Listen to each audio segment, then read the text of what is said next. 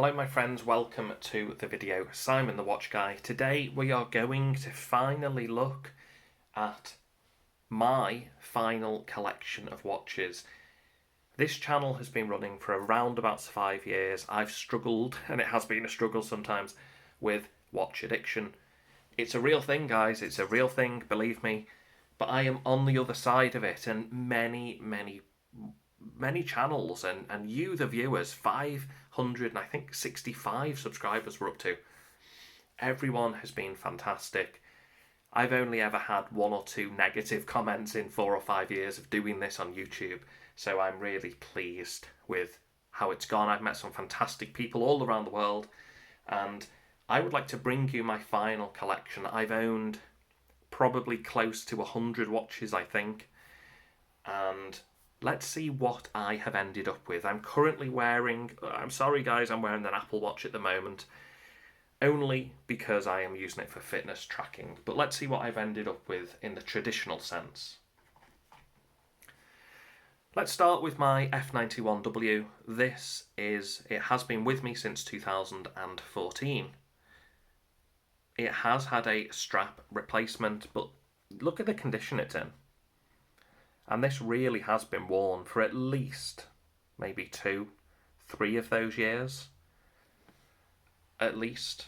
And it's been in the shower, it's been swimming, it has been used outdoors.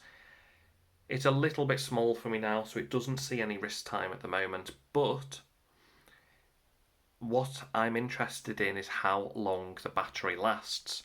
I have used the backlight many times, the stopwatch, and 7 years later the battery's still going. It's just unbelievable. I'm just curious how long the battery will last before it does give up. And when it does give up, I'm going to recycle this. I'm going to send it to somebody else to enjoy, because it's been worth every penny and then some. Okay, let's put that out of the way. Let's move on to my next watch. It only makes sense. I've just reviewed this on the channel. This is the big brother of the F91. This is my first one that's making it into the final collection. This is the W217H, and this is the blue variant. There is a gold, and I think there's a silver. There may even be another, I'm not sure. But check out the full review of this one. It's basically the big brother of the F91W. It's just bigger, which, again, for my standard, fairly standard 7.25 inch wrist, it fits a lot better. 7-year battery life, what can you say if you're into your Casios? And there's actually a couple of Casios. This is the first one that's made it into the collection officially. I do have 2 more coming right up, so let's delve into those. Every G-Shock, every collector must be with a G-Shock, excuse me, and what better than the MTG M900? Now, these are 2 of my favourite watches that Casio have ever produced. Favourite G-Shocks, at least. These have made it into the final collection because they're just so robust. You could probably drive a tank over these things and they would just keep going. I'm lost for words with them. Solar, automatic, solar. I'm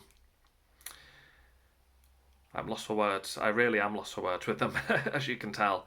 Solar, atomic. There we go, atomic. These are just reliable.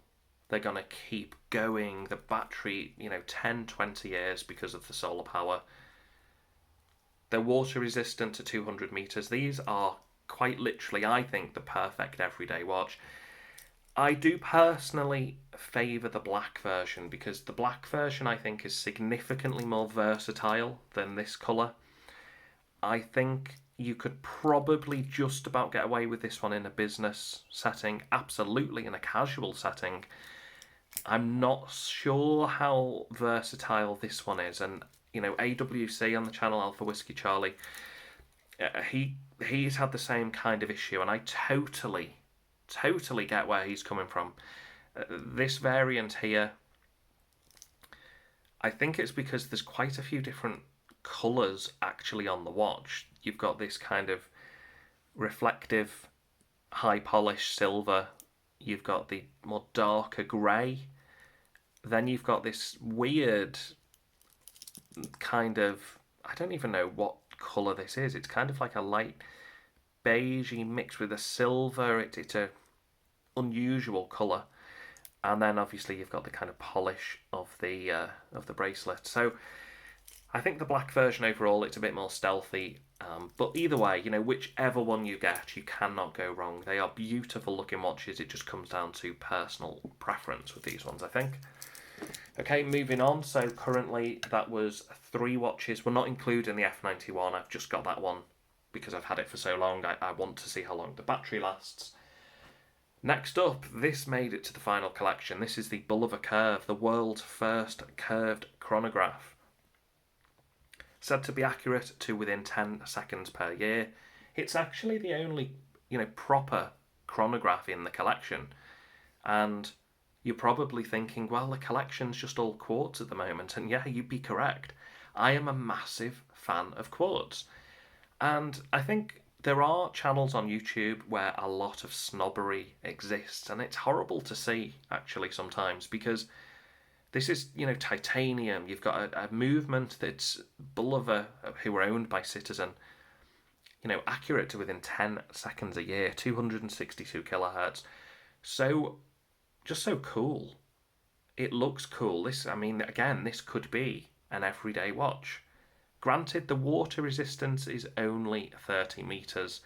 It's a crying shame it's not 100 meters, and then you've got a real struggle on your hands, because what if this was 100 meters, or if this had a screw down? The difficulty really is with the chronograph here. There are days I wish that this just had a bracelet that just tapered down, titanium bracelet, or even a stainless steel bracelet would do. I wish it didn't have the chronograph, a screw down crown, the same 262 kilohertz movement, and I honestly believe Bulova would crush the competition, because, oh my god, that would be something to be reckoned with. Sapphire crystal as well. That would be something to be reckoned with. And finally, what else has made it into the collection? You may be thinking, well, there's no automatics. There is. I've just got the one, the Citizen NY0040 in black. I have owned this in blue as well, and I just preferred, again, the black. It comes back to the G-Shock. I think black is just such a versatile colour, and I've reviewed this watch, and if you'd like to go and check it out, please do. Please check that review on my channel. I keep alternating. I keep putting this on the rubber strap, and then I put it back on the ProMaster strap, bracelet rather. Again, it's difficult to fault it. For the price point, you are getting so much watch. You've got the 60-click unidirectional bezel. You've got the screw-down crown with 200-meter water resistance.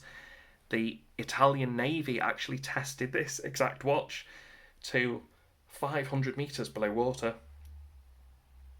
and it survived. This has got, and also the movement in this is, I think it's about 4 or even 5 decades old.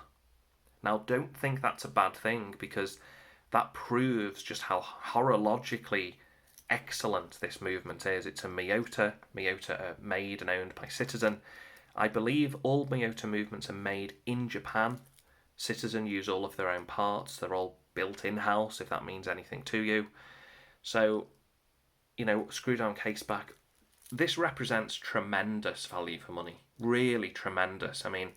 If you are looking to get an automatic watch, you want a long-term proposition. Maybe you're a one-watch guy. Maybe you're not into watches. I would wholeheartedly, as somebody who's owned many automatics, I would seriously recommend this to you. It's a good timekeeper. The movement, about +3, +4, maybe +5 a day. Depends how active you are, I find. Significantly better than the Seikos. I'm sorry, I don't have any Seikos in my collection anymore. If you go back to my earlier videos, I used to be a huge Seiko fan. I feel as if Seiko are kind of an entry level. Not an entry level, sorry, let me rephrase. An entry what's the word I'm looking for? Yeah, I guess an entry level drug, a gateway, a gateway into the world of watches. Now, don't get me wrong, Seiko make incredible watches. You know, the Ripley, for example, from Alien. You know, the M354, which I've owned several variations. If you check my channel, I've even owned automatic Seikos as well, and I absolutely love them. I've owned the SKX. I think this is an SKX killer, and I'm not the only one. There are a lot of people on YouTube who've compared the two, and this really does hold its own. Now, don't think I'm against Seiko because I really do like Seiko, but having owned many of them now, it's just I've kind of turned Casio features quite heavily. Casio Bulova Citizen have formed my final collection. It is a shame I've got no Seikos. I do regret selling a couple, but there you have it. So I'm not going to show you the silver G-Shock because that's a backup one if this one ever fails. But this is my final, really my final 4 watch collection.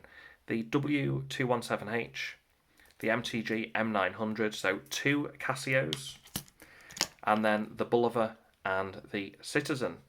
So, you know, these watches, I've been on a crazy 4-5 year journey with these watches. I am really interested to know, what is your final collection? Are you looking to have a final collection? Are you not bothered? You're just going to keep collecting? If you do exit this whole watch madness, as I refer to it as, if you did, what would be your 4 watch collection? Please let me know in the comments. Thank you for watching over the years. The very final video will just be a quick overview of the Apple Watch. And that's it, the channel will be done. My watch buying, my watch madness after owning 100 watches, running a YouTube channel for 4 years, or 5 years I think, something like that. You know, getting 565 subscribers, it's just been a dream come true. You know, I never intended to get millions of subscribers. I just wanted a small community, you know, 10, 20, 30 people. To get 565 people sharing the same hobby as me, commenting, liking the videos, watching the videos, it's been absolutely fantastic. But I think every good journey must come to an end. Mine has come to an end. I'm very, very happy with the watches I have chosen for my final watch collection. If you told me in the very beginning of the watch collecting journey, you know, you will have these watches, I probably would have said to you, no, I wouldn't pick those. Everyone's watch journey is unique. You know, I've had Junghans, I've had Seikos, I've had Swatches, you know, Casios, Bulovas, many Bulovas actually, many Citizens. And until you've owned several watches, you don't, it's kind of like when you go on a date with someone. Maybe you don't like one of their characteristics and you think, okay, they're not for me, and then you date someone else and you think, oh, actually, yeah, I do like them. And it's a little bit like that. You find out with watches what you do and what you don't like, and each watch, I think, represents an extension of you. What do you like in a watch? Well, I like something robust. I like something I don't need to worry about, you know, taking into water. I like something smart, maybe if I'm in a work, business setting. Same with this one, but this can do both. You know, every watch really says something about you. So your collection is likely going to be different. It could be very different to mine. You could have 4, 5, 6 automatics. You might just have purely digitals. I like the fact I've got a chronograph, some digitals, you know, the G-Shock for quite a robust watch. I've got the automatic. And again, that is my 4 watch collection. So thank you for watching. Let me know your comments below, what watches you own, you know, what your final collection would be.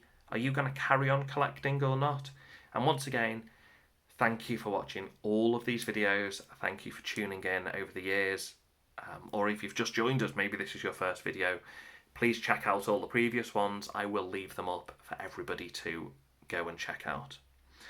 Okay, thanks guys. I will see you in the very final one, which will be a nice gentle overview of the Apple Watch, which I am just using purely for fitness. It's not going to replace my traditional watches. Okay, thanks. I will see you in the next one.